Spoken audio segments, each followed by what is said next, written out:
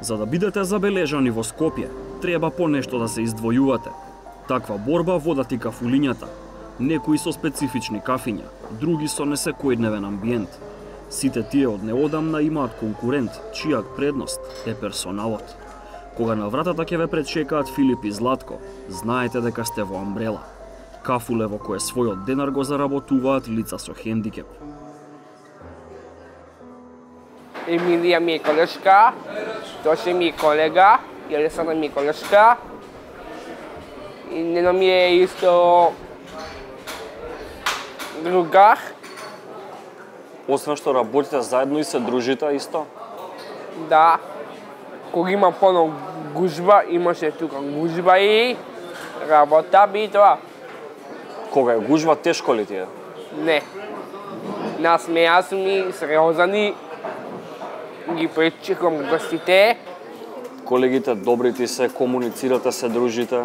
Да, то добри ми се со нив комуницирам и добро се дружам. А со гостите? И со гостите исто. Филип и Златко се дел од 10-члената екипа која се грижи ништо да не ви недостига. Тројца се веќе вработени, другите се думбина се на обука. За нешто пак да не им недостига ним, тука е Маријан Петров, или како што тие го викаат Мано, сопственик на кафулето, по вокација социјален работник. Родителите генерално сите се презадоволни, затоа што им се пружи можност на нивните деца да можат да работат во една нормална средина каде што имаат секојдневни контакти и комуникации со останатата средина. А од друга страна, тие се, можем да кажем, и повеќе од моите очекувања одговорни, во смисол на доаѓање на време на работа, во смисол на исполнување на работните обврски и така натаму. Овие десетмина од кафулето Амбрела се само мал процент од лицата со хендикеп, кои го бараат своето место на пазарот на трудот. Во најголем дел, невидливи за јавноста. Според Агенцијата за вработување, 4701 лица со хендикеп се води како вработено во 2574 фирми. Од движењето против хендикеп Полио Плюс велат дека оваа бројка е незначителна во споредба со вкупниот број на работоспособно население со хендикеп. Попис немаме евиденција за лица со хендикеп. Ако го земиме индикаторот на Светска здравствена организација, кај што вика од 10% до 15% од целата популација на нашето општество припаѓа на заедницата со хендикеп, тоа значи 2.100.000 да ги земиме. Се лица со хендикеп. Ако го земиме индикаторот кој што исто така го посочуваат од Светска здравствена дека од нив 70 до 80% се работно способни лица, тогаш се поставува прашањето каде се лицата со хендикеп и зошто не се евидентирани во Агенцијата за вработување. Додека здруженијата бараат од државата да ги санира слабостите во системот, за стотици фирми атрактивни се неговите предности. Ги користат средствата од посебниот фонд при агенцијата, кои неповратно се доделуваат на приватни компании, подготвени да вработат лица со хендикеп. Сепак, и тука злоупотребите не се непознаница, откриваат од Здруженијето на младинци и студенти со хендикеп. Како организација, дали до вас се има обратено некој со конкретен пример да на хартија е вработен, меѓутоа да седи дома и да не работи? Да, сме имали такви ситуации и такви примери многу. Сме имали ситуации кои на некои лица им одговарал тој момент, па ние сме реагирали. Како може да ти одговара, треба да се побуниш, дека ти треба да таа плата да ја заработиш. Имало и такви ситуации, а имало и ситуации кога буквално велат седи си дома, ќе си земеш плата и дел од платата ја враќаш. На своја кожа, и тоа повеќе пати, злоупотреба од заштитни фирми има искусено и скопјанец кој инсистираше на анонимност. Имаше фирма што ми ги зема документите, ме водеше како вработен, едноставно на хартија, како вработен. Нити средства за месечна, наднокрана за работата, нити знаев каде се наоѓа фирмата. Потоа најдов друга фирма каде што работев, ги враќав средствата. Ми беа побаран. Значи назад. Ако сакаш да функционираш, мора така.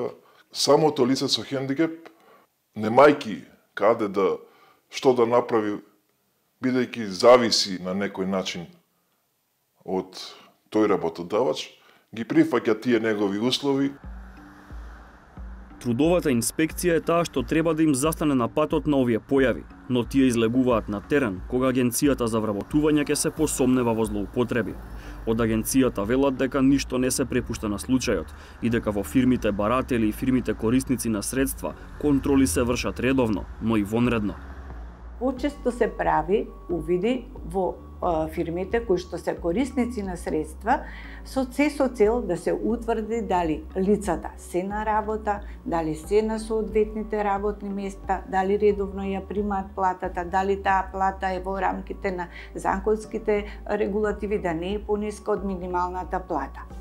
Ако се утврдат неправилности, се известува управниот одбор, се носи решение за враќање на доделените средства и се пристапува кон активирање на банковата гаранција.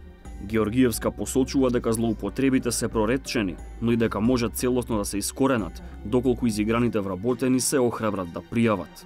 Доколку некое лице каже или дојави дека не оди на работа, дека враќа дел од платата на работодавачот или ред други причини, ние не можеме да постапиме само на таа дојава. Мораме да имаме писмен документ, доказ дека да даде изјава пред вработените во центарот или во централната служба, за да ние можеме врз основа на тој документ постапиме и постапиме со некои санкции кои што се предвидени со законот. Според заедничко истражување на Полио плюс и Европската Унија, Агенцијата за вработување и трудовата инспекција, барем за сега, се наоѓаат на последните места кај довербата на лицата со хендикеп. Сознанијата не мотивираа, па 360 степени спроведе собствена инспекција. По случаен избор, одбравме и проверивме неколку фирми низ Скопје, корисници на средства од посебниот фонд. 15 лица. Так. Какви работни обврски имаат? Свашта раде. Ово е работи на биндер. Так. Према книги за лепење. Ево е Кристина, глугонема. Добар ден. Лепат, прават, спремат тептери. 8 ми рековте. 8 вработени. Работните обврски какви им се, што работат? Лицата со осебни потреби, тоа се помошни работници во картонаж. Еден само работен, само работи он во подружница гости. Си контактира со клиенти, телефонски, директно ги наоѓа пријатели. Он се води како раководител на подружницата. Фирмите што ги посетивме работат совесно, но инспекторите имаат многу работа да ги откријат оние во сивата зона.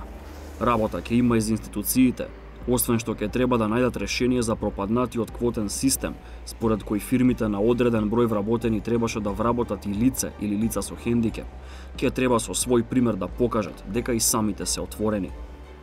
Изминативе неколку години во јавниот сектор се вработија 300 лица со хендикеп. Она што на прв поглед се чини како инклузивна мерка, всушност е маска за пред јавноста, велат од здруженијата. Беше доста проблематичен конкурсот, односно критериумите кои лица би се вработиле во јавниот сектор. Второ, луѓето во јавниот сектор не беа спремни за вработување, да примат работници со хендикеп, кај што прв пат гледаат лице со хендикеп. Не знаат нити да комуницираат, нити знаат што е состојба на хендикеп.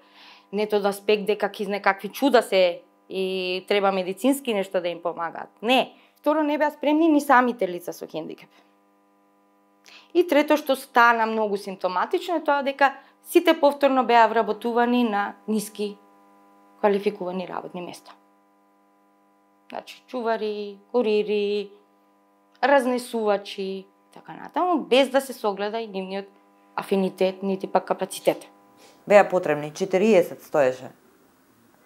советници со високо образование, 40 со средно, 40 со влево и со интелектуална попреченост и така натаму.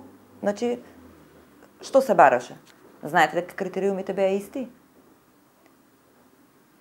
Основен критериум беше приоритет при вработување ќе има лицето со хендикеп кое што најдолг период е пријавуван во агенција за вработување како невработено лице. Па ако веќе се ставени 40 советници со високо образование, дали за тие 40 советници требаше биде побарано CV, требаше биде биографија, искуство, минат труд? Проблемите при вработување и работењето маргинални работи се само дел од предизвиците за лицата со хендикеп. Во 21. век тие се уште живеат во магепсан круг, кој почнува со менталитетот на обкружувањето, а се заокружува со непристапноста на образовните институции, законодавство неусогласено со Конвенцијата за права на лицата со хендикеп, неправењето разлика помеѓу физички и психички хендикеп. Често ние правиме паралели дали покојниот Стивен Хопкин, ако беше во Република Македонија, државјанин на Република Македонија, согласно нашите постоечки закони и правила, и стандарди и перцепции, ќе беше лице без со хендикеп кој што немаше да има работа и немаше да биде вработен. Значи, која е таа 100% работно неспособно, наспротив 100% медицинско неспособно лице? Ние често викаме, може да бидеш со 100% лице со хендикеп, меѓутоа да бидеш и 100% работно способно лице. Некои, иако тешко, успеваат да излезат од магепсаниот круг. За други, вработувањето и себереализацијата остануваат недостижни. Нов ден, нова борба и нова надежда дека општеството ќе почне да разбира и да излегува во пресрет. Лицата со посебни потреби не се лица со посебни потреби. Сите ние имаме иста потреба.